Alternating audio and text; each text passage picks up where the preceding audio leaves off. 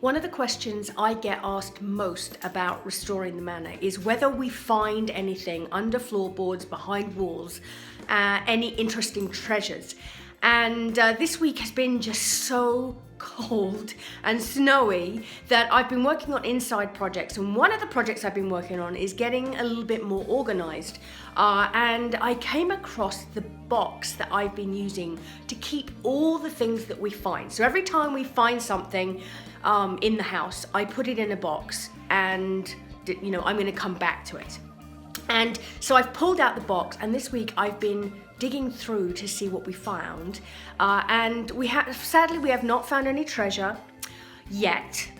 There's still time, I guess, but we have found some really interesting pieces and little bits and pieces. So I am going to share with you today what's in my box and what are the really cool things that we have found under floorboards, behind walls, as we have been restoring the manor.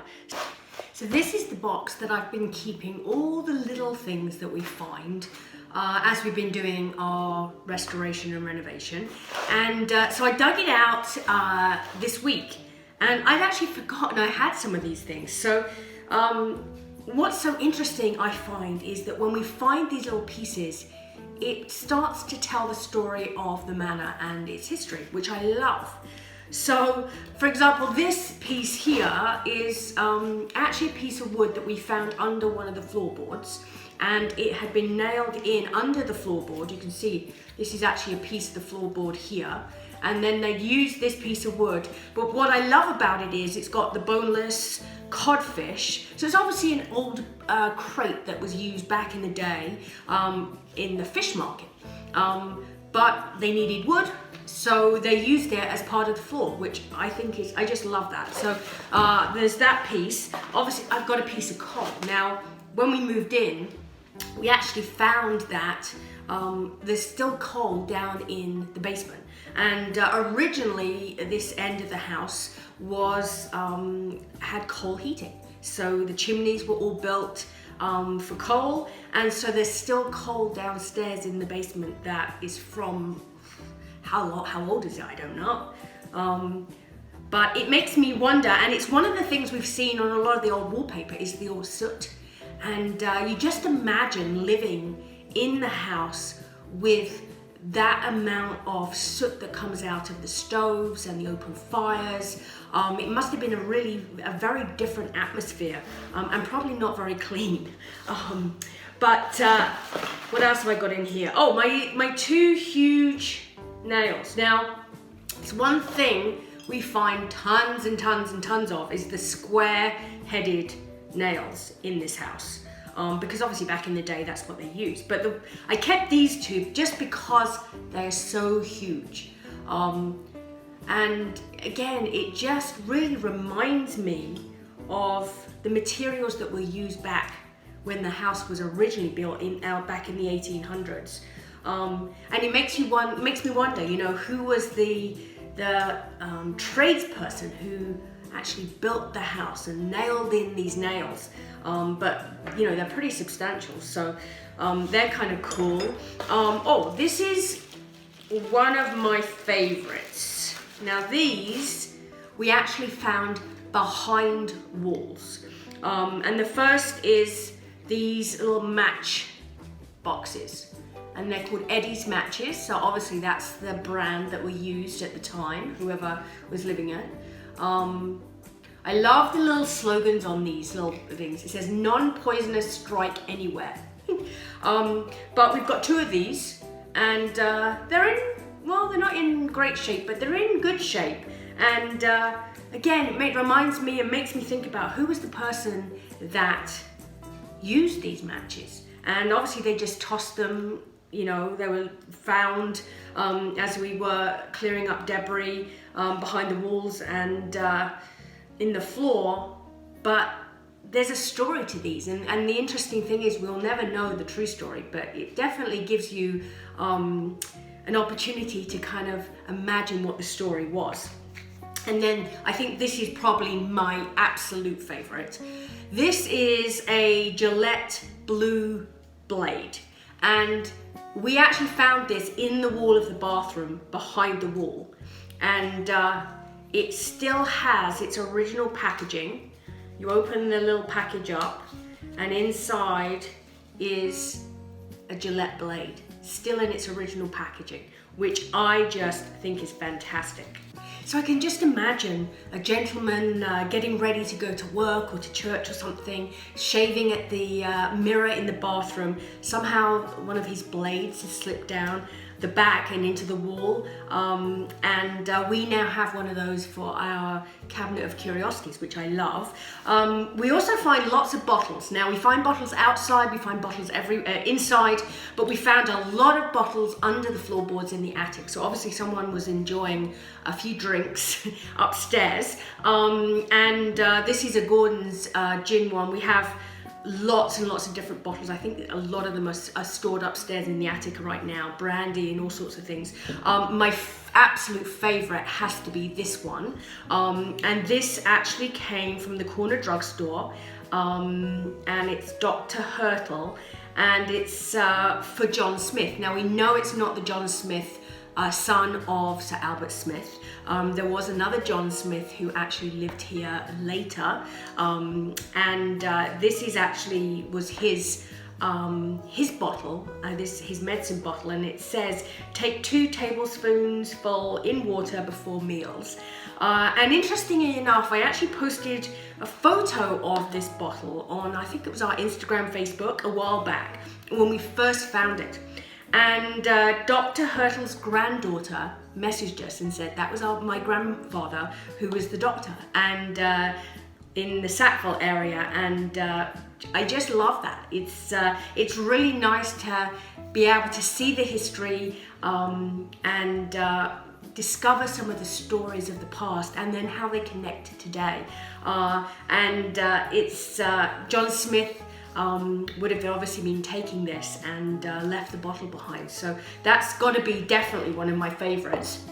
The other thing we have seen quite a lot of and discovered behind walls is obviously wallpaper. Now back in the day, wallpaper was huge. Probably the most prominent wallpaper that we found is actually this one. Now this little piece doesn't look very special, I have to admit, but this is the wallpaper that we found on this wall behind me. So we found it on this wall and in the kitchen along here, and you can see over here that the wallpaper is still on and still exposed on the curved wall we have in the kitchen.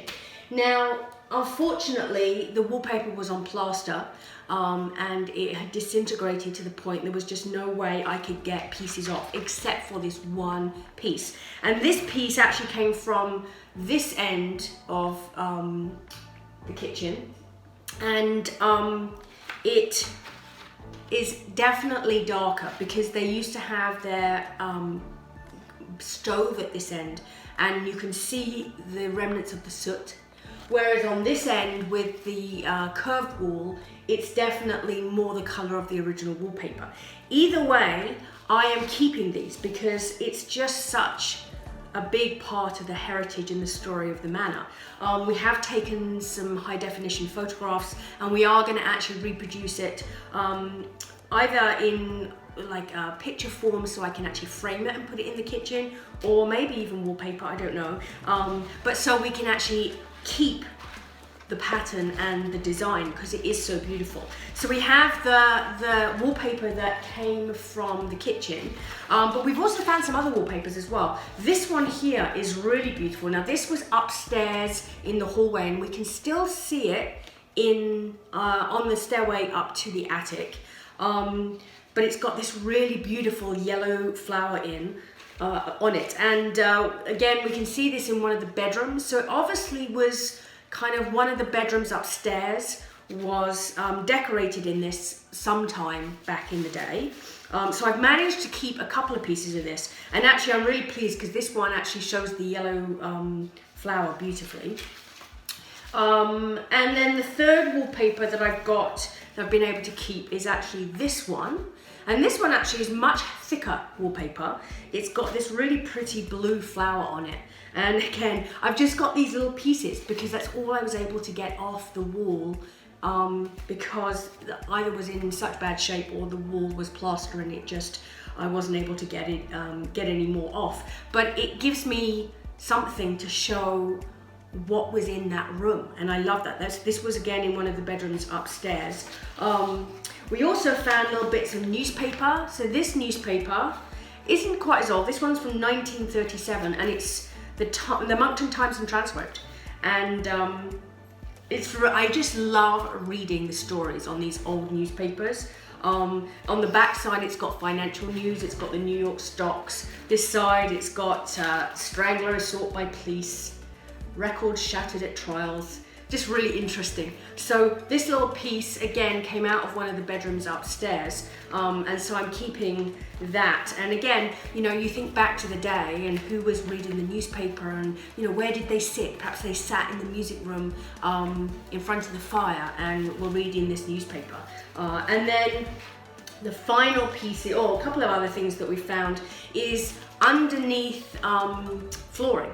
So when we've taken up tile, between the original hardwood and the tile, we've often found lino, and that's something that obviously we've taken the lino up and we're refinishing the actual original hardwood. But a couple of pieces, there's this one which is was very blue, and then this one which is slightly different. Again, I've only been able to get up, you know, small pieces, but this would have been later, it wouldn't have been original to the house, but again, it's part of the story of who lived here, and I'm sure there are people who are watching that remember some of these things, because we often get people who come and tell us stories about how they remember the manor, their parents, their grandparents, some relative, and they remember certain things. I mean, we recently, or last summer, we had a gentleman who just drove up the driveway, and he was telling us how he served jury duty here in Dorchester when the courthouse was still there, and they stayed here. So it was a 5-day court case, and each night the jurors would walk up the lane, the street from the courthouse to the manor, and they would sleep upstairs, and the guard from the courthouse would sit at the bottom of the stairs to ensure no one left. Now, we just love hearing these stories about people who've been part of the manor's history, and when we discover things in the, under the floor, in the walls, or even just part of the fabric of the what's been used as different materials over the years, it's all part of that history. So I really want to be able to curate these in a way that we can display them and people can, like yourself, can come and enjoy them. So I'm just starting to think about how I do that. So one of my ideas is to use a really beautiful cabinet and make it into my cabinet of curiosities. And this cabinet is one that we have in our reception room. It's one of my favorites. It has such beautiful detail, and at the moment I've got some different cups and plates in it, but I'm thinking that maybe this could be a good cabinet of curiosities. I want to say a huge thank you to everyone who answered our questions on our recent questionnaire that we put out. And we do have 3 winners, so 3 people have won a bag of our Ladies with Manor and a bag of our Sandpiper coffee. I'm just getting the bags ready for them to be delivered. So congratulations to Dawn, Shoshana and Lisa, who won the coffee. But we just want to say we really are grateful for you taking a few minutes of your time to fill out those questions. It's really going to help us to tailor and create events and experiences that you're going to love. And so we really appreciate all the feedback and all the answers, because they've been hugely helpful in our planning for 2022. And we have so many exciting things coming this year, and those answers to those questions really help us kind of tweak them and finalize them, so thank you very much. So these packages are going out to the winners this week. Congratulations again to our 3 winners, and stay tuned, because there'll be lots more opportunities this year to win some of our coffee and some of our other goodies.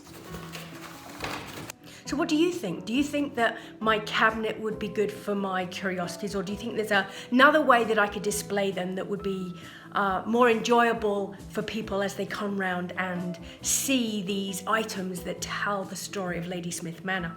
So make sure you comment and let me know what you think. And if you are a vendor that has been looking for the link to apply for one of our markets, well, the link is now live. It is on our website. We're going to be posting it in the next couple of days on our Instagram and Facebook. So watch out for that. And if you would like to be part of our summer market or our Christmas market as a vendor, we'd love to see your application come in. So I'm going to get back to work, and I will see you next week on our next episode of the Ladysmith Manor Diaries.